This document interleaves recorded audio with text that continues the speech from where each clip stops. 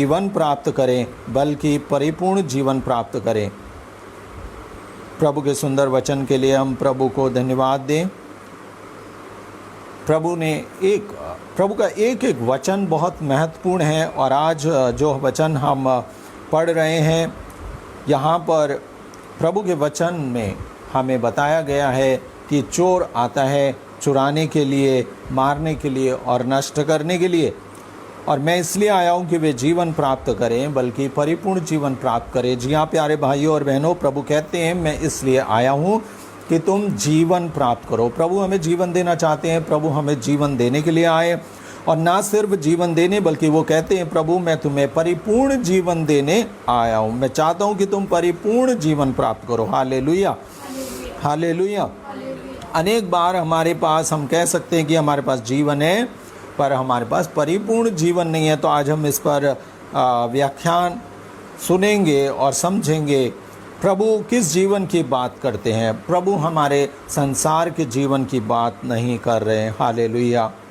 क्योंकि आप इस संसार में तो जीवित हैं ही, क्योंकि प्रभु मृतकों से नहीं बोल रहा है, प्रभु जीवितों से बोल रहा है। तो फिर क्यों प्रभु कह रहा है कि मैं चाहता हूं कि तुम जीवन प्राप्त करो? जब आप खुद जीवित हैं तो फिर किस प्रकार का जीवन आप प्राप्त करने के लिए प्रभु हमसे कह रहे हैं। Hallelujah, hallelujah. जी हाँ, जो वचन पढ़ते हैं वो अवश्य इस बात का उत्तर देंगे कि प्रभु अनंत जीवन की बात कर रहे हैं। हालेलुया। और ये अनंत जीवन क्या है? अनंत जीवन प्रभु में जीवन है। प्रभु में जीवन यानी कि प्रभु से जुड़ा हुआ जीवन, प्रभु के प्रेम से भरा हुआ जीवन, प्रभु के आत्मा से भरा हुआ जीवन, स्वर्ग का जीवन, स्वर्ग राज्य का जीवन, आध्यात्मिक जीवन। ये प्रभु कहते हैं कि यही है परिपूर्ण जीवन। प्रभु चाहते हैं हर एक व्यक्ति पवित्र आत्मा से भर जाए, सत्य का जीवन जिए, ईश्वर से जुड़ के चले, प्रभु यीशु के साथ साथ वह अपने जीवन को चलाए। हालेलुया। तब हम प्रभु और हम अलग अलग नहीं बल्कि प्रभु और हम मिल जाते हैं, हम एक हो जाते हैं और प्रभु के साथ इस जीवन को जीते हैं इस संसार में। तो स्वर्ग राज्य हमारे पास होता है और हम अपने इस जीवन को जब समाप्त करते हैं तब हम प्रभु के पास होते हैं। हालेलुया। ये परिपूर्ण जीवन है। तो जब तक हमें पवित्र आत्मा प्राप्त नहीं है, जब तक हम पवित्र आत्मा से भरे हुए व्यक्ति नहीं हैं, वचन से भरे हुए व्यक्ति नहीं है, वचन का जीवन नहीं जी रहे हैं, तो हम परिपूर्ण जीवन में नहीं हैं। हालेलुया। आप बहुत अच्छे काम करने वाले व्यक्ति हो सकते हैं, आप एक समाज सेवी हो सकते हैं, आप एक नेक इंसान हो सकते हैं, फिर भी यदि हमें प्रभु प्राप्त नहीं है, प्रभु के वचन का जीवन हम में नहीं है, पवित्र आत्मा का जीवन हम में नहीं है, तो हम में कुछ कमी है, हम में परिपूर्ण जीवन की कमी है। हालेलुया। और प्रभु कहता है यहाँ पर कि उससे पहले कि हम जीवन प्राप्त करें, हमारा एक शत्रु है शैतान, जो हमेशा चुराने, मारने और नष्ट करने की ताक में रहता है। तो इसलिए वो प्रतिदिन हमारे जीवन से इस अनंत जीवन को चुराने के लिए निरंतर कार्य करता रहता है कि हम गिर जाएं, डूब जाएं और हम अनंत जीवन को प्राप्त ना करें। इसके लिए वो निरंतर कार्य करता रहता है। हालेलुया। यीशु की स्तुति हो, प्रभु यीशु को धन्यवाद। Hallelujah, hallelujah, hallelujah, hallelujah. हम पढ़ते हैं योहन के सुसमाचार अध्याय 6 और उसके वाक्य 68 में।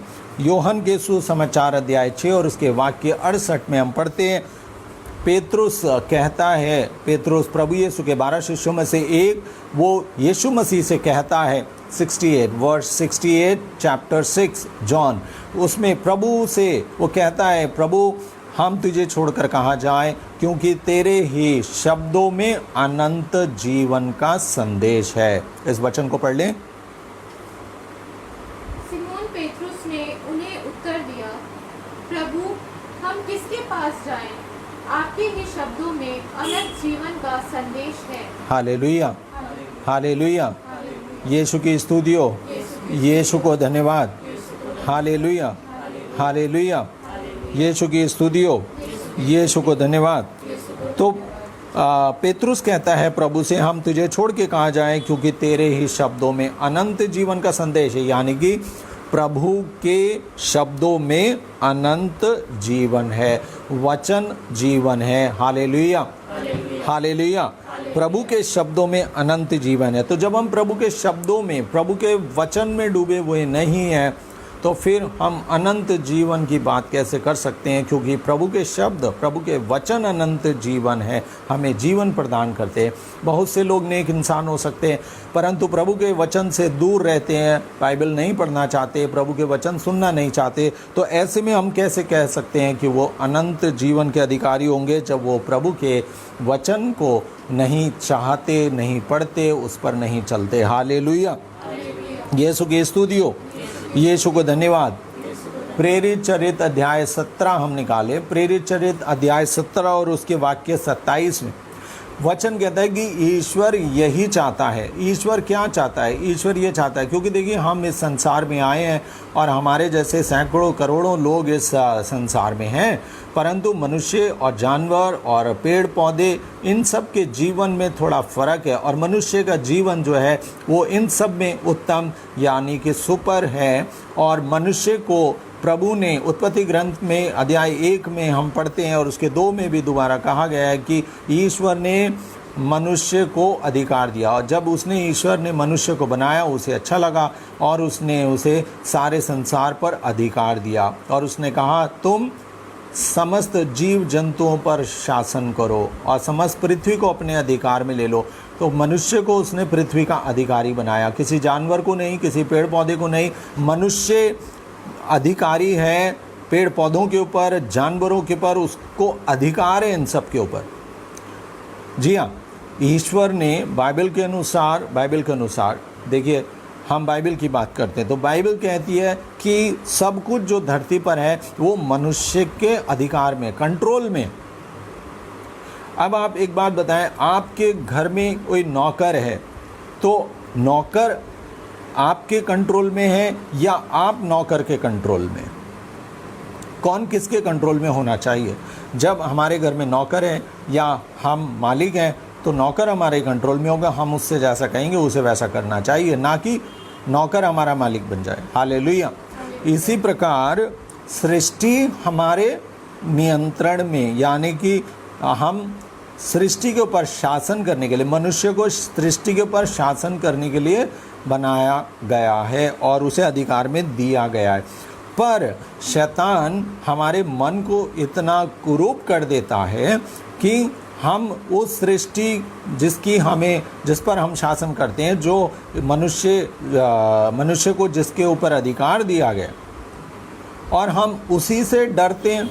और ये डर हमें पैदा होता है क्योंकि कहीं ना कहीं शैतान ने हमको बांध लिया है और डर के मारे हम सृष्टि की पूजा करने लगे। हम श्रेष्ठ वस्तुओं की यदि पूजा करने लगते हैं तो ईश्वर क्रोधित होता है, क्योंकि ईश्वर ने ये सारी सृष्टि बनाई है और हमें उस सृष्टिकर्ता की पूजा करनी चाहिए, उस सृष्टिकर्ता की आराधना करनी चाहिए, ना कि सृष्ट की गई वस्तुओं की।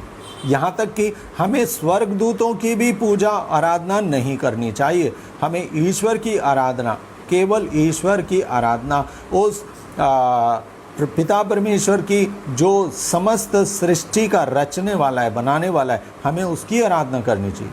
हमें उसके सम्मुख अपना शीश नवाना चाहिए, ना कि हम अन्य चीज़ों के ऊपर, अन्य वस्तुओं के ऊपर हम शीश नवाएं या उनसे मांगे, क्योंकि वो बेजान हैं। या अगर कोई जानवर भी है तो वो जानवर है, वो हमारे स्तर का नहीं है, इसलिए हम ना तो उनसे डरें और ना हम उनकी पूजा करें। बाइबल हमें बताती है स्पष्ट रूप से। तो हमें किसकी आराधना करनी है? केवल एक परमेश्वर की। और वास्तव में ईश्वर केवल आत्मा है, ईश्वर केवल आत्मा है। हालेलुया। ईश्वर, पिता ईश्वर का अपना कोई शरीर नहीं है, वो आत्मा है। इसलिए ईश्वर ने हमें प्रभु यीशु मसीह दिया, अपने वचन को मनुष्य का रूप धारण करके हमारे बीच भेजा। हालेलुया। योहन के सुसमाचार अध्याय 1 में हम जाएंगे। हालेलुया। यीशु की स्तुति हो, यीशु को धन्यवाद। Hallelujah, hallelujah. लिखा है शब्द अध्याय 1 और उसका वचन 1 में पढ़ते हैं, आदि में शब्द था, शब्द ईश्वर के साथ था और शब्द ईश्वर था। तो ये शब्द ईश्वर का शब्द, ईश्वर ने अपने शब्द को, अपने वचन को जो ईश्वर के साथ था, यानी कि ईश्वर का अपना स्वभाव, उसने उसे मनुष्य का रूप धारण करके धरती पर भेजा। Hallelujah, hallelujah, hallelujah, hallelujah, hallelujah. यीशु की स्तुति हो, यीशु को धन्यवाद। वचन 14 पढ़ें, योहन का अध्याय 1 और उसका वचन 14 पढ़ें। शब्द ने शरीर धारण कर हमारे बीच निवास किया, हमने उसकी महिमा देखी, वह पिता के इकलौते की महिमा जैसी है, हालेलुया। सत्य से परिपूर्ण। शब्द ने शरीर धारण कर हमारे बीच निवास किया। तो शब्द ने, शब्द ईश्वर, यीशु मसीह शब्द ईश्वर है, जीवन देने वाला, अनंत जीवन देने वाला शब्द ईश्वर है। और उस शब्द ईश्वर ने शरीर धारण कर हमारे बीच निवास किया, बाइबल कहती है। और वह, उसकी महिमा कैसी है? यहाँ लिखा है उसकी महिमा पिता के इकलौते की महिमा जैसी है। इसलिए बाइबल कहती है यीशु मसीह पिता का इकलौता पुत्र है। इकलौता पुत्र होने का मतलब है कि दूसरा नहीं है, एक ही है, और ईश्वर को दूसरा पुत्र बनाने की कोई आवश्यकता भी नहीं थी। हालेलुया, क्योंकि एक ही पुत्र, ईश्वर का एक ही शब्द सारी धरती को विनाश करने के लिए काफ़ी है। इसी प्रकार एक ही पुत्र उसका सारे संसार का न्याय करने, उद्धार करने के लिए काफ़ी है। तो ईश्वर ने अपने लिए एक ही शरीर हमारे लिए प्रकट किया है। तो अनेक बार हम असमंजस में होते हैं कि ईश्वर ने अपने लिए कौन सा रूप प्रकट किया है, और हम हर एक मनुष्य को जो संत होते हैं या गुरु होते हैं, तो कई बार हम सोचते हैं ये सारे के सारे ईश्वर के रूप हैं और हम इन सब की पूजा करने लग जाएं, तो ये गलत है। क्योंकि हर एक मनुष्य ईश्वर का रूप नहीं है, यानी कि ईश्वर का बोल, हम मनुष्य हैं, ईश्वर के स्वभाव के जैसे बने हुए हैं, परंतु हम ईश्वर नहीं हैं।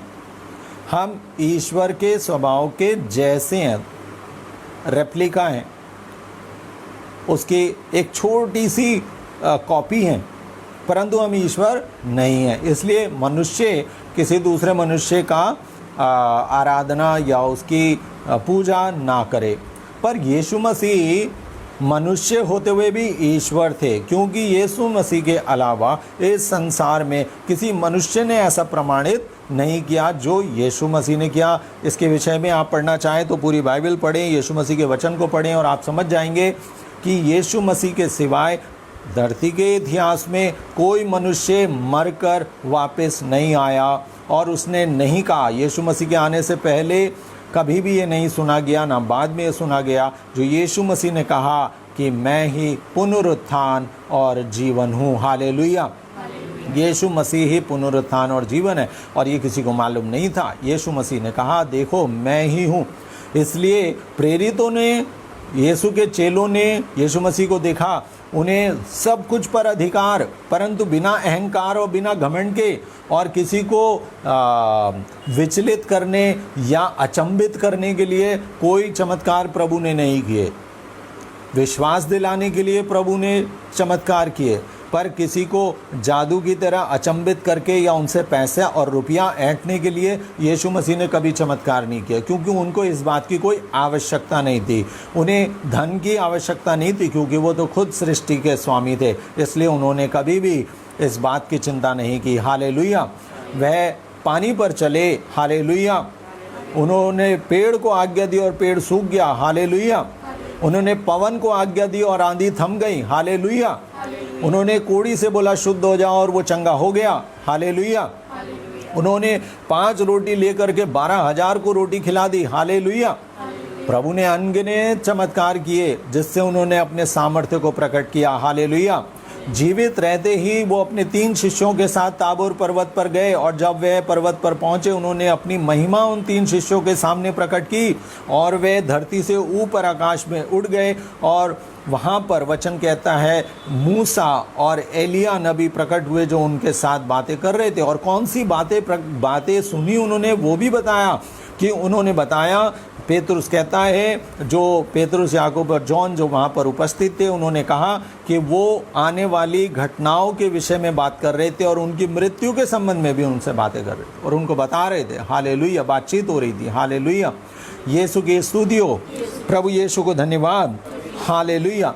इसलिए यीशु मसीह साधारण इंसान नहीं थे। हालेलुया, क्योंकि उन्होंने अपना ईश्वरत्व प्रकट किया। और सबसे महत्वपूर्ण बात वही आती है जब यीशु मसीह को दंड दिया जा रहा होता है और वहाँ पर पिलातुस जो यीशु मसीह को क्रूस पर मृत्यु के लिए न्याय कर रहा था और वहाँ पर खड़ा था और उसने प्रभु यीशु मसीह से पूछा, यूहन्ना के सुसमाचार अध्याय 18 और वाक्य 37 पढ़े। इस पर पिलातुस ने उनसे कहा, तो तुम राजा हो? उसने पूछा यीशु मसीह से, क्या तुम राजा हो? प्रभु ईसा ने उत्तर दिया, आप ठीक ही कहते हैं, मैं राजा हूँ। मैं इसलिए जन्मा और इसलिए संसार में आया हूँ कि सत्य के विषय में साक्ष्य दूँ। हालेलुया। दाहिना हाथ उठाए, मेरे साथ बोले, प्रभु क्यों आए इस धरती पर? प्रभु कहते हैं मैं राजा हूँ, मैं इसलिए जन्मा और इसलिए संसार में आया हूँ कि सत्य के विषय में साक्ष्य दूं। जो सत्य के पक्ष में है वह मेरी सुनता है। Hallelujah, hallelujah. और पिलातुस इस बात को भली भांति समझ गया कि ये एक साधारण मनुष्य नहीं है, ये एक धर्मात्मा है और ये संसार के राजा होने की बात नहीं कर रहा है और ये सत्य के पक्ष में। और सत्य तो एक बहुत बड़ा विषय है अपने आप में कि सत्य क्या है। और वास्तव में यीशु मसीह ने प्रकट किया कि मैं ही सत्य हूँ, ईश्वर ही सत्य है और ईश्वर ही सत्य है और उसके अलावा और कोई सत्य नहीं है और कुछ सत्य नहीं है। हालेलुया। और ये बात सुनने के बाद वही पिलातुस कहता है और जब उसने प्रभु यीशु मसीह को पूरी बातें उसने सुनी, यीशु मसीह से विचार विमर्श किया, यहूदियों से पूछताछ की और इन सब के बाद वाक्य 38 में पिलातुस कहता है, मैं तो उसमें कोई दोष नहीं पाता हूँ। मैं तो उसमें कोई दोष नहीं पाता। तो यदि एक जज कह दे कि मैं कोई दोष नहीं पा रहा हूँ तो फिर तो वो दंड देने के लिए कोई अधिकार रखता ही नहीं है। इसलिए पिलातुस ने अपने हाथ धो दिए और बोला, मैं प्रभु यीशु को जो दंड दे रहा हूँ मैं अपनी मर्जी से नहीं दे रहा हूँ। इसलिए उसने हाथ धोए और उसने कहा इसका पाप मेरे ऊपर नहीं है। मैं सिर्फ जो जनता, यहूदी जनता जो कह रही है मैं इसको पूरा कर रहा हूँ, ये मेरा विचार नहीं है क्योंकि मैं तो इसमें कोई दोष नहीं पाता हूँ। वो प्रभु यीशु मसीह। तो ऐसा कोई व्यक्ति संसार में नहीं हुआ जिसको कि समस्त संसार में कोई उसको दोषी नहीं पाया। कोई भी खड़ा हो जाएगा, 1000 दोष उसमें निकल जाएंगे, पर यीशु मसीह में कोई दोष नहीं पाया गया और कोर्ट वहाँ पे प्रमाणित करती है कि कोई उसमें दोष नहीं पाया गया। और जबकि प्रभु ने कहा कि मैं राजा हूँ और मैं सत्य के पक्ष में हूँ, मैं सत्य के बारे में बोलता हूँ। हालेलुया। और मैं सत्य हूँ, प्रभु यीशु ने स्वयं कहा। Hallelujah, hallelujah. यीशु की स्तुति हो, यीशु को धन्यवाद। Hallelujah, hallelujah. यीशु की स्तुति हो, यीशु को धन्यवाद। तो इसलिए इन बातों से प्रभु ने प्रमाणित किया कि वह साधारण मनुष्य नहीं है, वह ईश्वर है। और इससे बड़ी बात प्रभु यीशु मसीह ने जो पूरे जीवन काल के 33 वर्ष जो जिए उन्होंने, उनमें जितने चमत्कार किए उन सब का एक महान, सबसे महान चमत्कार जो प्रभु यीशु मसीह करने वाले थे वो ये, उन्होंने कहा कि मैं अपने प्राणों से भी अधिक तुमसे प्रेम करता हूँ। और इसलिए उन्होंने कहा, एक मित्र, यूहन्ना के सुसमाचार अध्याय 15 में हम इसको पढ़ते हैं, एक मित्र अपने मित्र के लिए अपने प्राणों से ज़्यादा क्या दे सकता है? उससे ज़्यादा कुछ नहीं दे सकता। इसीलिए प्रभु यीशु ने हमसे इतना प्रेम किया, प्रकट किया, और उसने हमारे लिए प्राण अर्पित किए। और प्रभु ने कहा, मुझे अपने प्राण देने और फिर उसे वापस ग्रहण करने का अधिकार है। अब ये बात तो कोई मनुष्य नहीं कह सकता कि ठीक है, मेरे पास मरने का भी अधिकार है और मैं दोबारा जिंदा भी हो जाऊंगा तो मेरे पास ये अधिकार है। ये किसी मनुष्य ने आज तक नहीं कहा और ना कभी कोई कहेगा। ये प्रभु यीशु ने कहा, क्योंकि मैं जीवन हूँ, मैं ही जीवन का स्रोत हूँ, इसलिए मुझे अपने प्राण देने का और फिर से प्राण लेने का मेरे पास अधिकार है। और उन्होंने कहा कि तुम इस शरीर को, इस मंदिर को ढा दो और मैं तीसरे दिन इसे खड़ा कर दूंगा।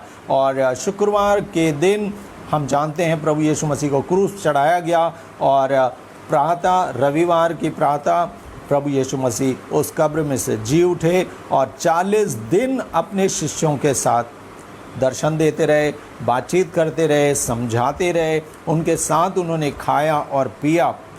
और प्रभु यीशु बंद कमरे में आ जाते थे और प्रभु कहते थे कमरे में आके कि देखो, मुझे छू के देखो, मैं भूत नहीं हूँ, क्योंकि भूत के कोई हाड़ मांस नहीं होता है। मेरे घाव को देखो, मेरे घाव में उंगली डाल करके देखो, मैं मनुष्य हूँ और मैं ईश्वर हूँ।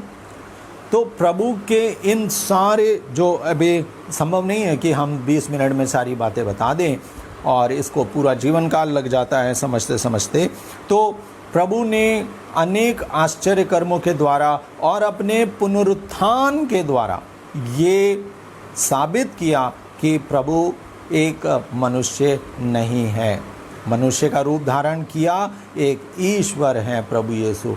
और इसलिए 40 दिन बाद जब वो पर अपने शिष्यों को बुलाते हैं गलीलिया के पास और उनके सम्मुख स्वर्ग उठते जाते हैं, और उन्होंने देखा प्रभु यीशु स्वर्ग आसमान चढ़ रहे थे। और उस समय 2 स्वर्गदूत वहाँ पर आके बैठे और उन्होंने बोला कि जिस ईसा मसीह को तुमने स्वर्ग चढ़ते हुए देखा है, संसार के अंत में एक दिन उसी प्रकार तुम उन्हें बादलों पर वापस आता हुआ देखोगे। हालेलुया। और सारे मसीह पर विश्वास करने वाले संसार भर के लोग इस बात का इंतजार करते हैं कि जिस प्रकार मसीह ऊपर उठा लिए गए थे, उसी प्रकार मसीह बादलों पर सवार होकर के, अभी कोई वो कुमारी से जन्म लेकर के नहीं आएंगे, क्योंकि वो जन्म हो चुका है। और अब ईसा मसीह बादलों पर सवार होकर सर्वशक्तिमान के रूप में न्याय करने के लिए आएंगे, जिसे सारा संसार देखेगा। यीशु मसीह ने कहा, और वो समय जल्द आने वाला है जब ईसा मसीह हमारे बीच में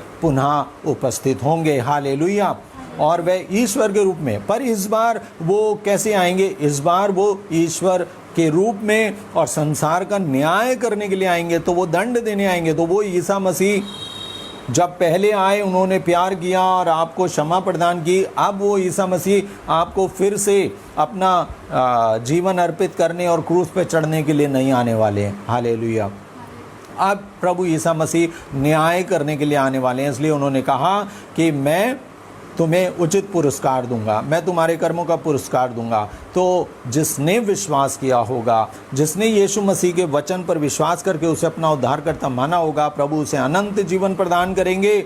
और जो प्रभु को ठुकरा देगा, क्योंकि वचन में लिखा है, हम यूहन्ना के अध्याय 3 और उसके वाक्य 36 में इस प्रकार पढ़ते हैं, जो ईश्वर के पुत्र में विश्वास करता है उसे अनंत जीवन प्राप्त है, परंतु जो पुत्र में विश्वास करने से इनकार करता है उसे जीवन प्राप्त नहीं होगा। ईश्वर का क्रोध उस पर बना रहेगा, ईश्वर का क्रोध उस पर बना रहेगा, और जिस पर ईश्वर का क्रोध बना रहेगा उसे अनंत मृत्यु का दंड दिया जाएगा। वो द्वितीय मृत्यु प्राप्त करेगा, वह नरक की आग में झोंका जाएगा। प्यारे भाई और बहनों, इसलिए हमारे लिए बहुत आवश्यक है कि हम उसके जीवित पुत्र में विश्वास करें। प्रभु का वचन यहां पर कहता है, हालेलुया। यीशु की स्तुति हो, यीशु को धन्यवाद। Hallelujah, hallelujah. यीशु की स्तुति हो, यीशु को धन्यवाद।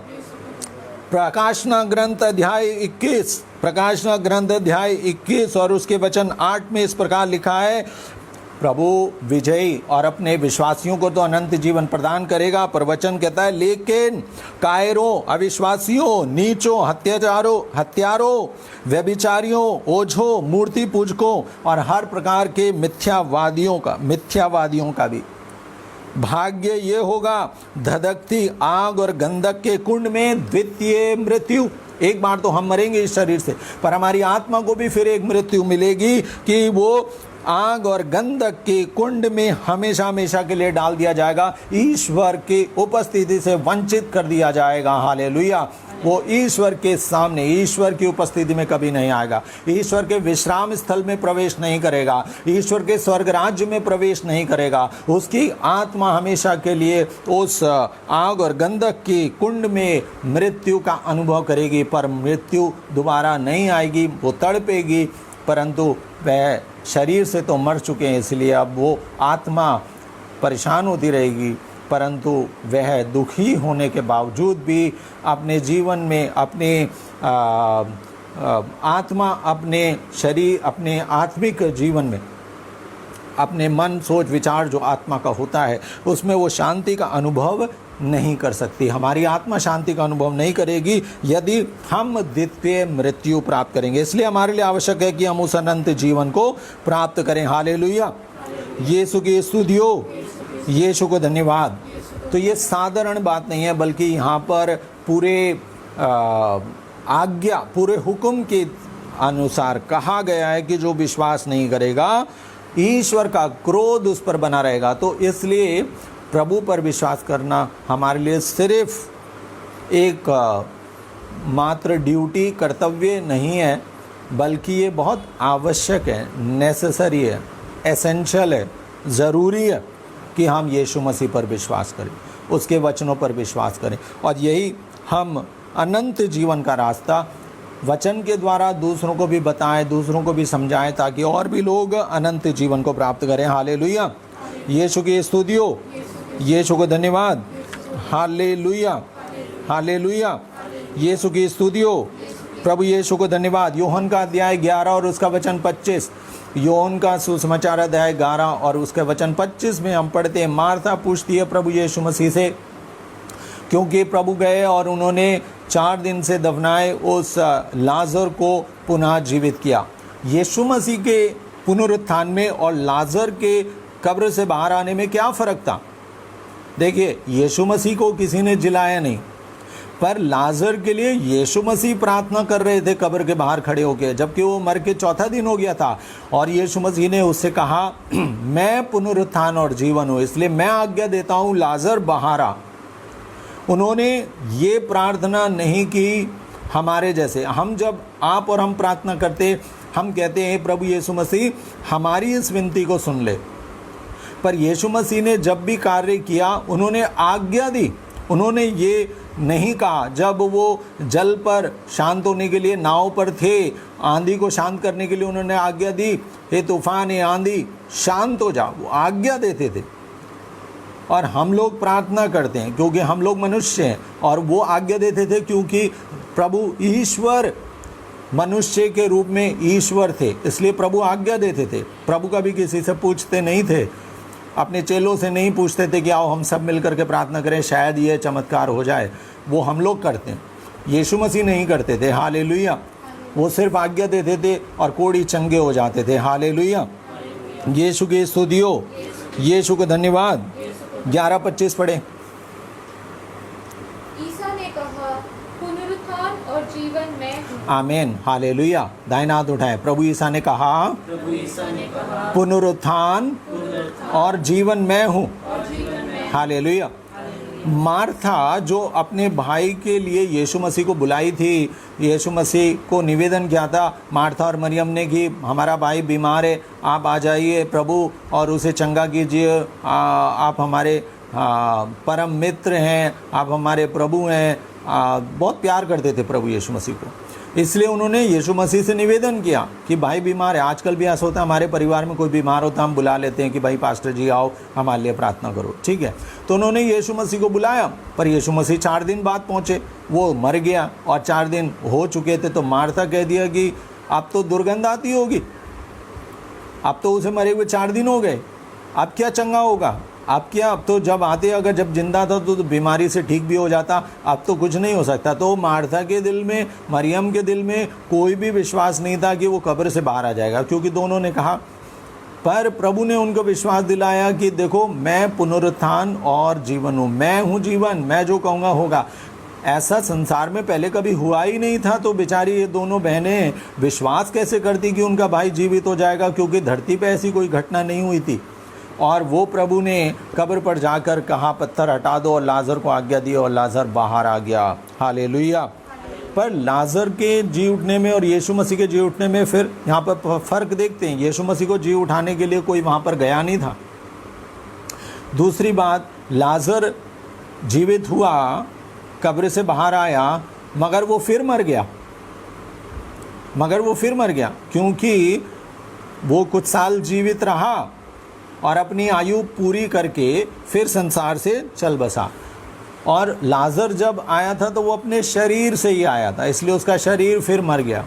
पर जब प्रभु यीशु मसीह आए तो उनका शरीर एक पुनरुत्थित शरीर था, उनका शरीर दिव्य शरीर था, उनका शरीर एक विचित्र और रहस्यमय जो संसार में कभी घटना नहीं घटी, इस प्रकार का शरीर प्रभु के पास था। इसलिए प्रभु बंद कमरे में आ गए अंदर। पर लाजर के साथ ऐसा नहीं था। लाजर सिर्फ शरीर से बाहर आया था और वो बंद कमरे के अंदर नहीं आ सकता था, क्योंकि वो तो शरीर में ही था। और यीशु मसीह जीवित उठने के बाद दोबारा कभी नहीं मरे। हालेलुया। और लाजर मर गया, तो इसलिए मनुष्य बहुत सारा फ़र्क है। लाजर को जिलाया भी यीशु मसीह ने और वो फिर भी मर गया अपनी आयु पूरी करने के बाद। पर यीशु मसीह खुद जी उठे और वो सामर्थ्य के साथ हमारे बीच उपस्थित। और उन्होंने सिर्फ यही नहीं कहा। मत्ती का सुसमाचार अध्याय 28 और उसके वाक्य 20, मत्ती का सुसमाचार अध्याय 28 वाक्य 20, प्रभु यीशु मसीह का इकलौता वायदा है जो संसार में किसी और ने नहीं किया, संसार के किसी महात्मा, किसी गुरु, किसी सन्यासी ने नहीं किया, सिर्फ यीशु मसीह ने ये वायदा किया, देखो संसार के अंत तक मैं सदा तुम्हारे साथ हूँ। हालेलुया। वचन को पढ़ें। हालेलुया। मत्ती 28:20, मैंने तुम्हें जो जो आदेश दिए हैं तुम लोग उनका पालन करना, उन्हें सिखलाओ और याद रखो, मैं संसार के अंत तक सदा तुम्हारे साथ हूँ। हालेलुया। हालेलुया। दाहिना हाथ उठाएं, बोले प्रभु यीशु कहते हैं, मैं संसार के अंत तक सदा तुम्हारे साथ हूँ। हालेलुया। हालेलुया। हालेलुया। लूकस का सुसमाचार अध्याय 10 वाक्य 25 से 28 तक हम पढ़ लेंगे। लूकस का सुसमाचार अध्याय 10 वाक्य 25 से 28 तक हम पढ़ लेंगे कि हमें अनंत जीवन पाने के लिए क्या करना चाहिए। यहाँ पर एक सवाल जवाब में प्रभु यीशु मसीह इस प्रकार हमको बताते हैं। पढ़ लें जल्दी से 25 से 28 तक। किसी दिन एक शास्त्री आया और ईसा की परीक्षा करने के लिए उसने यह पूछा, गुरुवर, अनंत जीवन का अधिकारी होने के लिए मुझे क्या करना चाहिए? ईसा ने उससे कहा, संहिता में क्या लिखा है, तुम उसमें क्या पढ़ते हो? उसने उत्तर दिया, अपने प्रभु ईश्वर को अपने सारे हृदय, अपनी सारी आत्मा, अपनी सारी शक्ति और अपनी सारी बुद्धि से प्यार करो और अपने पड़ोसी को अपने समान प्यार करो। ईसा ने उससे कहा, तुमने ठीक उत्तर दिया, यही करो और तुम जीवन प्राप्त करोगे। हालेलुया। यही करो और तुम्हें जीवन मिलेगा। यानी अपने प्रभु ईश्वर को पूरे बुद्धि, पूरी आत्मा, पूरी शक्ति, पूरे मन और तन से आप अपने ईश्वर को प्रेम करो, पूरे हृदय से उसे प्रेम करो, उसकी आज्ञाओं का पालन करो, अपनी पूरी बुद्धि से उसे प्रेम करो। तो बुद्धि से प्रेम करने के लिए बुद्धि से सोचे भी कि हम जो कर रहे हैं वो सही है, हम सच्चे ईश्वर को जान रहे हैं या नहीं जान रहे। हालेलुया। यीशु की स्तुति हो, यीशु को धन्यवाद। प्रेरित चरित्र अध्याय 17 और उसके वाक्य 27 में हमने पढ़ा था। प्रेरित चरित्र अध्याय 17 और उसके वाक्य 27 में, क्योंकि ईश्वर ये चाहता है कि सभी मनुष्य इस अनंत जीवन के राज्य को खोजें।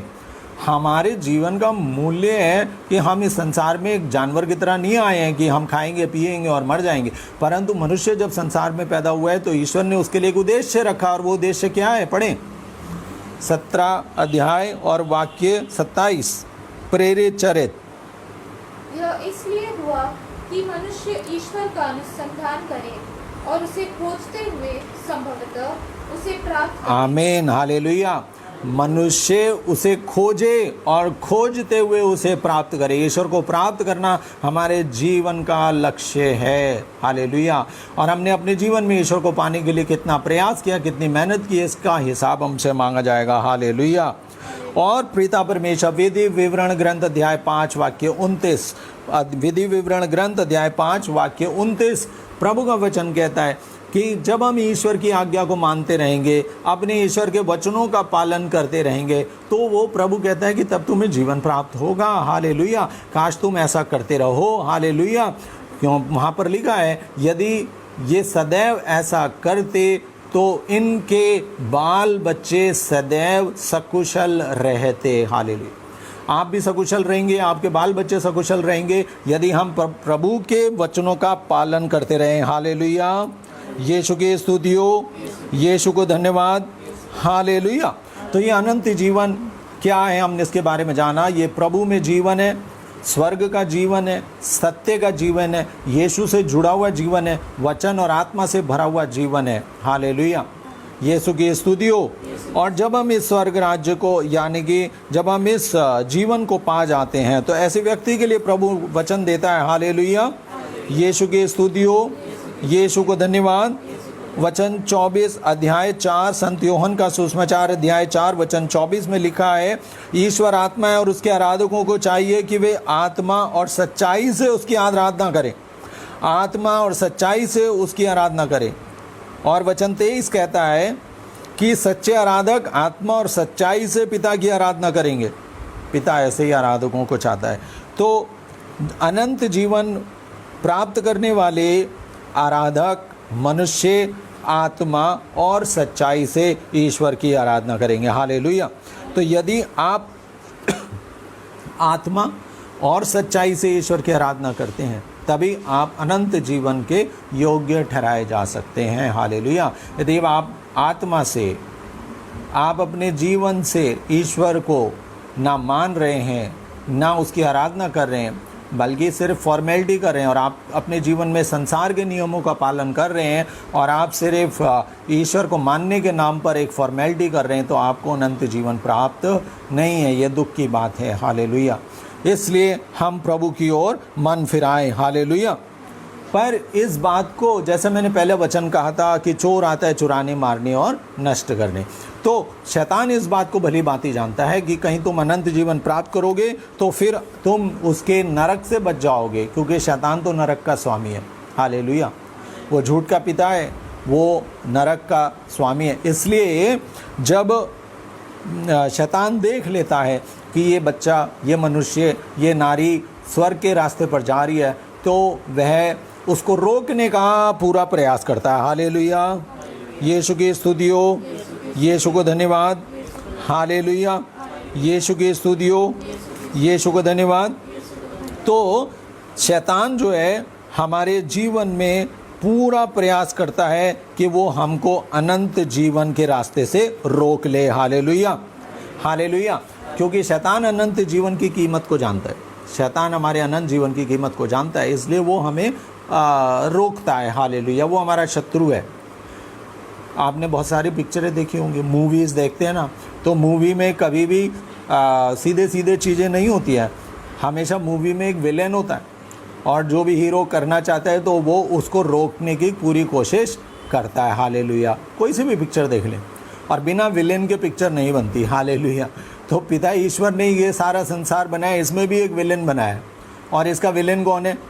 इसका है खलनायक या विलेन जिसे बोलना चाहिए, वो है शैतान, जो हर एक अच्छे काम को, हर एक अच्छे काम का दुश्मन है, और वे हर एक अच्छे काम को रोकना चाहता है, हालेलुया, हालेलुया। और वे हमें इस अनंत जीवन पाने से हमको रोकता है। परंतु हम कई बार देखते हैं कि लोग डर के मारे कि शैतान हमको दंड देगा, शैतान हमको नरक में डाल देगा, इसलिए चलो शैतान की भी पूजा कर लेते हैं। आजकल शैतान के भी चर्च होते हैं, शैतान की खुलेआम पूजा भी हो रही है। हालेलुया। जी हाँ, शैतान नकारात्मक नरक का स्वामी है, पाप का स्वामी है। तो लोग शैतान की पूजा करने लगते हैं, नकारात्मक, ईश्वर को छोड़ देते हैं, शैतान की करते हैं, अंधकार की पूजा करते हैं। ये गलत है, क्योंकि शैतान की पूजा नहीं करनी चाहिए। क्यों नहीं करनी चाहिए? क्योंकि शैतान ने आपको नहीं बनाया है, आपको ईश्वर ने बनाया है। आपका जीवन ईश्वर से है, शैतान पैदा नहीं करता है। हालेलुया। शैतान मारता है, नष्ट करता है। वो मारने और नष्ट करने के लिए शैतान आपको पैदा नहीं करता है। आप कहाँ से आपकी आत्मा पैदा हुई है? आपका शरीर आपके माता पिता से मिला, पर आपकी आत्मा पिता ईश्वर से आई है। हालेलुया। तो ईश्वर हमारा पिता है, शैतान हमारा पिता नहीं है। ईश्वर हमारा पिता है, उसने हमें जन्म दिया, इसलिए पिता ईश्वर हमारे लिए दुखी होता है जब हम नष्ट हो जाते हैं। इसलिए वो इतना दुखी होता है कि उसने अपने दुख को उस क्रूस पर प्रकट किया। उस क्रूस पर उसने दुख को प्रकट किया है कि देखो, तुम्हारे नष्ट होने से, मैं तुम्हारे पाप से मैं इतना दुखी हूँ कि मैं तुम्हारे लिए अपने जान तक दे सकता हूँ। हालेलुया। और उसने वो दुख उठा लिया हमें अपना प्यार दिखाने के लिए। हालेलुया। पर पिता न्यायी है, वो जजमेंट करता है सत्य पर। इसलिए चाहे हम उसके कितने भी प्यारे बच्चे क्यों ना हो, यदि हम गलत करते हैं तो वह अपने वचन, अपने कानून के अनुसार हमारा न्याय करेगा। और उस समय अगर उसके कानून के अनुसार, हम उसके वचन के अनुसार अगर हम दंड के योग्य ठहराए गए, तो वह हमें नरक की आग में डाल देगा। हालेलुया। हालेलुया।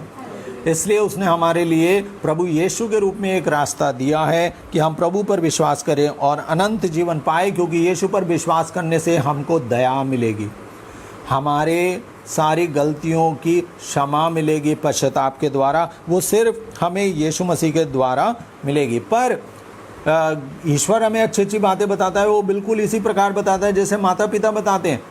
माता पिता अपने बच्चों की परवाह करते हैं, उन्हें संभालते हैं। ये मत करो, वो मत करो, यहाँ मत जाओ, ऐसा मत करना, उसकी बात मत सुनना, बाहर जाओ तो ऐसा नहीं करना।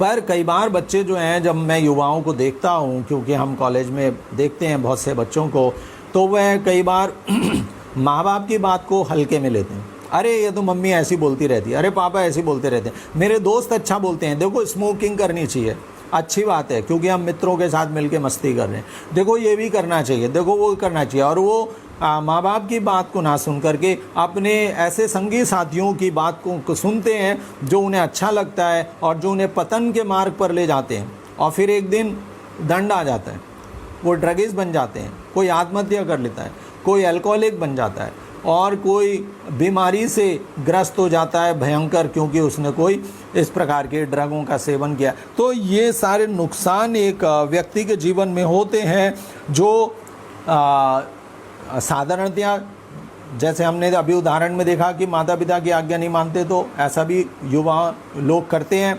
इसी प्रकार ईश्वर भी हमें समझाता है, परंतु जब हम उसकी बात नहीं मानते तो शैतान और उसके एजेंट जो हमको समझाते रहते हैं, हम उनकी बात मानते मानते हम गिर जाते हैं। हालेलुया।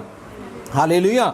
और ये शैतान हमें बहुत ही चतुर है और वो हमें बताता रहता है, क्योंकि जब कोई अपराधी अपराध करता है तो उसे अपराध करने वाले लोग बताते हैं अपराध करो, पर उसे नहीं पता होता कि इस अपराध के बाद मैं फंस सकता हूँ और मेरा अंत जेल में हो जाएगा, या मुझे फांसी की सज़ा मिलेगी, या ऐसा होगा। वो ऐसा सोचता नहीं है। इसी प्रकार मनुष्य जो इस संसार में रह रहे हैं, वो स्वर्ग के बारे में नहीं सोचते। वो सोचते हैं हम धन कमाएं, पैसा कमाएं और हम इस संसार में मौज बनाएं, परंतु अंत में हम उस जेल में, यानी हम उस नरक की आग में पहुंच जाएंगे। तो फिर इस सारी संसार की शान शौकत और धन दौलत का फ़ायदा क्या है? हालेलुया। क्योंकि हमने अनंत जीवन प्राप्त नहीं किया। हालेलुया। और ये शैतान हमें इस प्रकार गिराता। और अंत में एक बात बताऊँगा, शैतान हमें गिराने के लिए सबसे उत्तम हथियार को क्या चुनता है? हालेलुया। उसका उत्तम हथियार ये है कि वो हमारे टाइम को चुरा लेता है। जैसे मैंने वचन में कहा कि चोर आता है चुराने, मारने, तो पता है शैतान को मालूम है उसे क्या चुराना चाहिए। वो क्या चुराता है? आप उसे चुरानी है आपकी आत्मा, तो वो क्या चुराता है? इस संसार में रहते समय जब आप समझदार हो जाते हैं तब से लेकर के बुढ़ापे तक वो आपका टाइम चुराता रहता है, आपका टाइम चुराता है। जी हाँ, आपका समय चुराता है, क्योंकि आपको कोई भी ऐसा समय वो खाली नहीं छोड़ना चाहता कि आप वचन पढ़ लें, कि आप ईश्वर की ओर आ जाएं, कि आप प्रार्थना कर लें, कि आप सही हो जाएं या आप सही काम करें। जब आप ईश्वर के वचन को पढ़ेंगे आप खाली होगे, आप प्रभु के वचन या सत्संग में जाएंगे तो आप अच्छा काम करेंगे, पर शैतान उसके लिए आपको खाली नहीं छोड़ता है। तो क्या करता है? वो आपके टाइम को चुराता रहता है, व्यस्त, आपको कामों में व्यस्त, एक के बाद एक काम, एक के बाद एक काम, एक के बाद एक काम, सारा दिन खत्म, अगला दिन खत्म, हफ्ता खत्म, महीना खत्म, साल खत्म, जवानी खत्म, बुढ़ापा खत्म। तो हमारा सारा टाइम काम करते करते जीवन खत्म हो जाता है। हालेलुया। और इस जीवन के बीच में, काम के बीच में जो थोड़ा थोड़ा समय मिलता है, उस समय को भी शैतान बहुत सारी बातों में लगा देता है। एक्स्ट्रा बिजनेस, एक्स्ट्रा अर्निंग, या जैसे हमारे बहुत सारे लोग मोबाइल में गेम खेलते हैं या टीवी में पिक्चरें देखते हैं या मनोरंजन करते हैं, या बहुत सारे इसी मनोरंजन के साधन अन्य प्रकार की बातों में, फालतू की किताबें पढ़ने, फालतू के, जैसे हमारे बहुत सारे आजकल ऐप्स आ रहे हैं, टिकटॉक आ रहा है, ये आ रहा है, वो आ रहा है, लोग खाली मूली टाइम ही पास कर रहे हैं। टाइम पास, किसी से पूछो क्या कर रहे हो भाई? कुछ नहीं। क्या कर रहे हो? वीडियो देख रहे हैं। भाई क्यों देख रहे हो? नहीं, ऐसे ही टाइम पास। तो टाइम पास करते करते एक दिन उनकी लाइफ पास हो जाती है और उनका टाइम पास हो गया, और फिर वो लोग कहते हैं भाई अब ये पास्ट अवे, अब ये चले गया, हाँ दुनिया से ही पास हो गया। तो हमारे टाइम को शैतान जीवन में पूरा टाइम ख़त्म कर देता है, प्रार्थना के लिए टाइम ही नहीं छोड़ता, और तभी मनुष्य पूरा बुढ़ापे तक ऐसे ही करते हुए इस संसार से चले जाते हैं। हालेलुया, यीशु की स्तुति हो। तो शैतान ने पहले हमारा टाइम चुराया और उसके बाद क्या चुरा लिया? हमारी आत्मा को चुरा लिया, हमें नष्ट कर दिया। हालेलुया, यीशु की स्तुति हो, यीशु को धन्यवाद। फिर भी प्रभु का वचन कहता है मत्ती के सुसमाचार अध्याय 11 और उसके वचन 12 में, मत्ती का सुसमाचार अध्याय 11 और 12 में, कि सारी संभावनाओं के बावजूद शैतान से लड़ते हुए हम अनंत जीवन फिर भी प्राप्त कर सकते हैं। क्योंकि प्रभु कहता है शैतान तो अपना कार्य कर रहा है, संसार अपना कार्य कर रहा है, पर जिनमें उत्साह है वो अधिकार प्राप्त करेंगे अनंत जीवन पर। हालेलुया। वचन पढ़े, मत्ती का सुसमाचार अध्याय 11 वचन 12।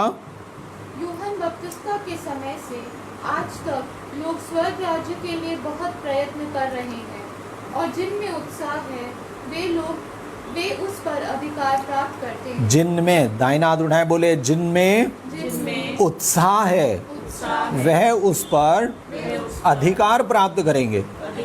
तो आप अगर अपने जीवन में उत्साह बनाए रखोगे आत्मा का, तभी आपको अनंत जीवन पर अधिकार मिलेगा, अदरवाइज नहीं मिलेगा। नहीं तो साधारण रूप में आपको अनंत जीवन नहीं मिलने वाला है, ये बात मान करके चले। हालेलुया। क्योंकि मत्ती का सुसमाचार अध्याय 13 वचन 11 कहता है कि ये एक भेद है और इसका ज्ञान सबको नहीं दिया गया है। आज आपको इसका ज्ञान मिला है। हालेलुया। तो ये ज्ञान आप बांटें और दूसरों को भी बताएं, ताकि हम सब अनंत राज के, अनंत जीवन के अधिकारी बने। मत्ती का सुसमाचार अध्याय 7 वचन 21 पढ़ें। मत्ती का सुसमाचार अध्याय 7 और उसका वचन 21 पढ़ें। हालेलुया, पढ़ें जोर से। जो लोग मुझे प्रभु प्रभु कहकर पुकारते हैं, उनमें सब के सब स्वर्ग राज्य में प्रवेश नहीं करेंगे। हालेलुया। यहाँ तक कि प्रभु प्रभु कहने वाले भी लोग सब के सब स्वर्ग राज्य में प्रवेश नहीं करने वाले। हाँ, आगे। जो मेरे स्वर्गिक पिता की इच्छा पूरी करता है, वही स्वर्ग राज्य में प्रवेश। आमीन। दाहिना हाथ उठा के बोले, कौन करेगा? जो मेरे स्वर्गिक पिता की इच्छा पूरी करता है, वही स्वर्ग राज्य में प्रवेश करेगा। Hallelujah, hallelujah, hallelujah, hallelujah. और जब हम ऐसा करेंगे, मत्ती का सुसमाचार अध्याय 21 वचन 22, 21 और वचन 22, तो प्रभु हमें वो सामर्थ्य देगा, वो शक्ति देगा, और हम प्रभु से जुड़ जाएंगे। क्योंकि हमने प्रभु के लिए प्रयास किया है, उत्साह से प्रयास किया है, प्रभु के वचन को पढ़ के उस पर चलने का प्रयास किया है। तो फिर प्रभु कहता है तो जो चाहे मांग लो और तुम्हें दे दिया जाएगा। विश्वास करके कुछ भी मांग लो, वो तुम्हें दे दिया जाएगा। तो आज हम प्रभु से अनंत जीवन मांगे और इस वचन के भरोसे पर। मत्ती 21:22 पढ़ें। और जो कुछ तुम विश्वास के साथ प्रार्थना में मांगोगे वह तुम्हें मिल जाएगा। दाहिना हाथ उठाएं, बोले प्रभु कहते हैं प्रभु कहते हैं, जो कुछ तुम जो कुछ तुम विश्वास के साथ विश्वास के साथ प्रार्थना में मांगोगे प्रार्थना में वह तुम्हें मिल जाएगा। वह तुम्हें मिल जाएगा। हालेलुया। हालेलुया। क्यों मिल जाएगा भाई? क्यों मिल जाएगा? वो इसलिए मिल जाएगा क्योंकि आप यीशु मसीह से प्रेम करते हैं। और जब हम यीशु मसीह से प्रेम करते हैं, पिता से प्रेम करते हैं, तब वो कहता है जो चाहे मांग लो और वह तुम्हें दे दिया जाएगा। हालेलुया। तो हम प्रभु का जीवन पाएं, अनंत जीवन पाएं, उसके वचनों से जुड़ जाएं, आत्मा और वचन से भरा हुआ जीवन जिए। जब हम आत्मा और वचन से भरा हुआ जीवन जिएंगे तो आपकी जो भी आवश्यकताएं हैं प्रभु स्वर्ग की खिड़कियां खोल करके आप पर आशीष बरसाएगा और आपकी ज़रूरतों को पूरा करेगा। हालेलुया। पर आप उसके समय का इंतज़ार करें। उसने 40 साल इज़राइलियों को जंगल में मन्ना खिलाया, तो क्या वो आपको इस जीवन में सहायता नहीं प्रदान करेगा? हालेलुया। उसने पहाड़ और समुंदर और जंगल में रास्ता निकाल दिया, तो आपके जीवन में क्या वो रास्ता नहीं प्रदान करेगा? हाँ, हम बहुत दुखी हो जाते हैं आजकल। हम बहुत बीमारियों से घिरे हुए हैं, महामारियों से घिरे हुए हैं, आर्थिक परेशानियों से घिरे हुए हैं, तो हम दुखी और टूट जाते हैं। आइए आज हम प्रार्थना करें।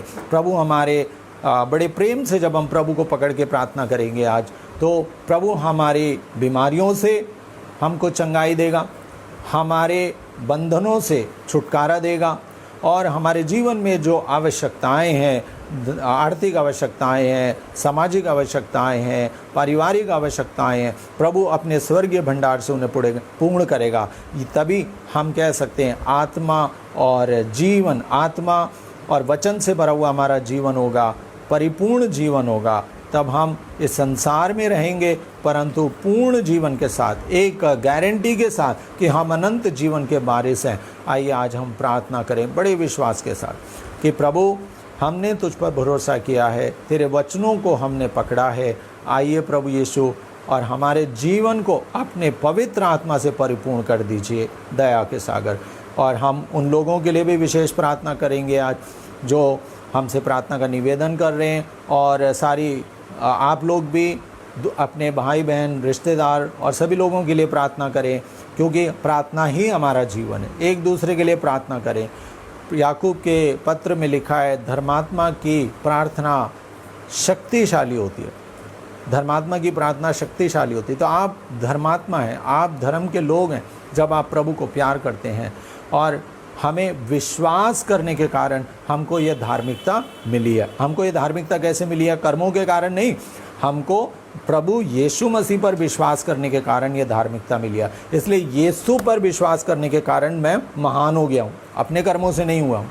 पर जब मैं यीशु मसीह से जुड़ गया हूँ तो यीशु की धार्मिकता मेरे जीवन में आ गई है, इसलिए मैं ईश्वर की संतान बन गया हूँ। जैसा कि योन के अध्याय 1 और उसके वचन 12 में लिखा है, हम ईश्वर की संतान बन जाते हैं। आइए हम